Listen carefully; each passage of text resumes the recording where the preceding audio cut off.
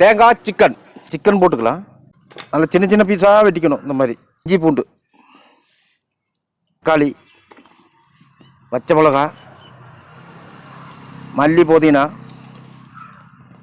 கொஞ்சம் வெங்காயம், அப்புறம் ஒரு லெமன், உப்பு, மஞ்சத்தூள், சில்லி சிக்கன் மசாலா, மிளகாய்த்தூள், தேங்காய் எண்ணெய் எல்லாம் மிக்ஸ் பண்ணி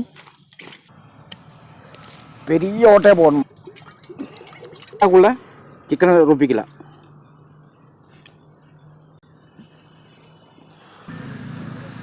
ஃபுல்லாக அடிச்சுக்கலாம்.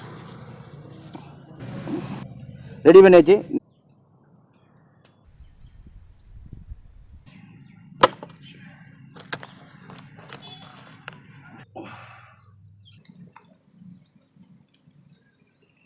சூப்பராக இருக்கு.